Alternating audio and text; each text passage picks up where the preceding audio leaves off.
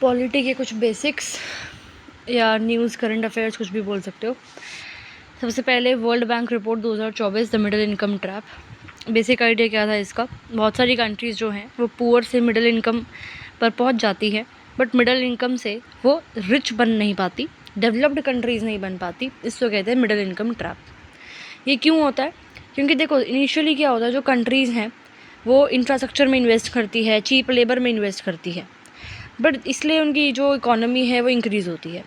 But जैसे धीरे धीरे वो बेसिकली इनोवेट हो जाते हैं, इनका इंफ्रास्ट्रक्चर अच्छा हो गया, लेबर अब उनका चीप नहीं रहता है, क्योंकि एजुकेशन में इम्प्रूवमेंट होती है, हेल्थ फैसिलिटीज़ में इम्प्रूवमेंट होती है, नई टेक्नोलॉजी वो अडॉप्ट करते हैं। तो जो बाकी डेवलप्ड नेशंस है वो अब अपना इन्वेस्टमेंट इन कंट्रीज़ की बजाय जो बाकी लो डेवलप्ड कंट्रीज़ हैं, लो इनकम कंट्रीज़ हैं, उनमें लगाते हैं। तो इनकी जो ग्रोथ है वो वहीं स्टक हो जाती है।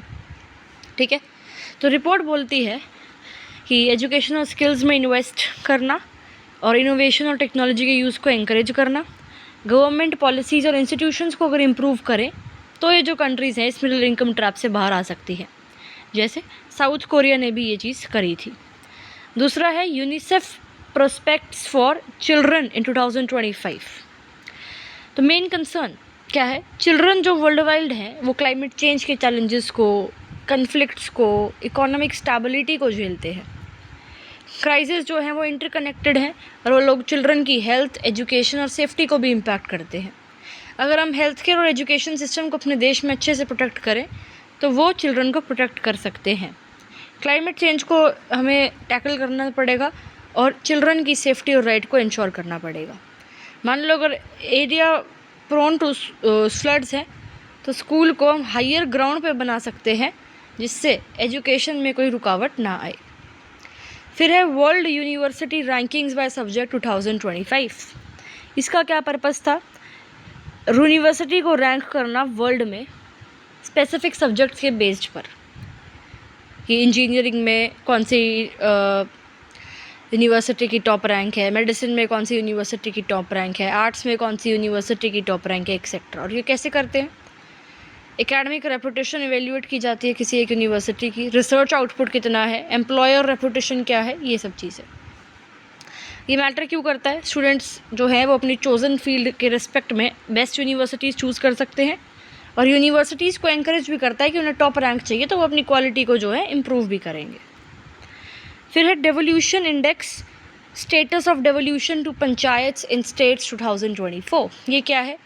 ये बेसिकली मेजर करता है कि how much power and resources state governments in India have given to local village councils, panchayat. यानी कि सिंपल सी बात ये है कि स्टेट गवर्नमेंट्स जो है उन्होंने पंचायत को कितनी पावर और कितने रिसोर्सेज दे रखे हैं।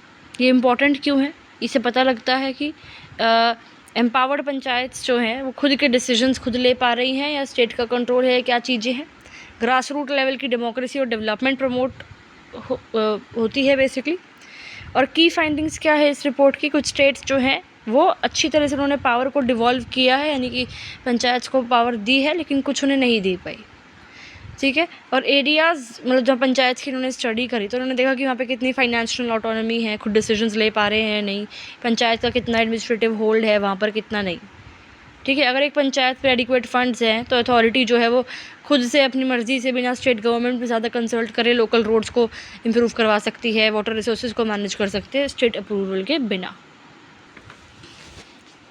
UNCEBD क्या है? Basically committee of experts on big data and data science for official statistics. ये एक ग्रुप है जो कि यूनाइटेड नेशंस ने बनाया था 2014 में, ये एक्सप्लोर करने के लिए कि how large and complex data sets can be use to improve official statistics. यानी कि लार्ज जो बड़े बड़े कॉम्प्लेक्स डेटा सेट्स हैं जिसको हम बिग डेटा बोलते हैं, उसको हम किस तरीके से एक्सप्लोर करें इसको बिग डेटा को, जो हमें ऑफिशियल स्टैटिस्टिक्स को इम्प्रूव करने में हेल्प करे। बिग डेटा क्या है? जो बहुत वास्ट अमाउंट ऑफ इंफॉर्मेशंस हैं जो वेरियस सोर्सेज से हम जनरेट करते हैं। मोबाइल फ़ोन हो गया, ऑनलाइन ट्रांजेक्शन्स हो गई, सैटेलाइट हो गई, सोशल मीडिया हो गई। बेसिकली बिग डेटा एक लार्ज वॉल्यूम का डेटा है, ठीक है, और डाइवर्स फॉर्मेट्स में, मतलब रैपिड जनरेशन है, इतना दुनिया भर के फ़ोन है, हर में कुछ ट्रांजेक्शन हो रही है। तो बिग डेटा बहुत बड़ा कॉम्प्लेक्स सिस्टम है और ये इंपॉर्टेंट कैसे है स्टैटिस्टिक्स के लिए। ट्रेडिशनल स्टैटिस्टिकल मेथड्स बेसिकली क्या करते हैं, सर्वे करते हैं, सेंसस करते हैं, है ना, टाइम कंज्यूमिंग है और रियल टाइम चेंजेस नहीं पता लग रहे हमें। लेकिन जो बिग डेटा है वो हमें ये प्लस पॉइंट देता है कि हम टाइमली जो है क्या कर पाएंगे, सर्वे कर पाएंगे, टाइमली जो है स्टैटिस्टिक्स पे फोकस कर पाएंगे, ठीक है, और डिटेल्ड टॉपिक्स को फोकस एनालाइज कर पाएंगे, जैसे सोशियो इकोनॉमिक ट्रेंड्स हो गए, हेल्थ पैटर्न्स क्या चल रहे हैं और इन्वायरमेंटल चेंजेस क्या चल रहे हैं, इसको और डिटेल में हम देख पाएंगे। अब गोल्स क्या है इस ऑर्गेनाइजेशन के, इस कमेटी के, इसका स्ट्रैटेजिक विज़न ये है कि ग्लोबल अप्रोच ऐसी बनाई जाए जिससे हम बिग डेटा को ऑफिशियल स्टैटिस्टिक्स में इंटीग्रेट कर सकें, ठीक है, बिग डेटा का यूज़ कर सकें, data quality, privacy, legal considerations जैसे चैलेंजेस को एड्रेस करने में।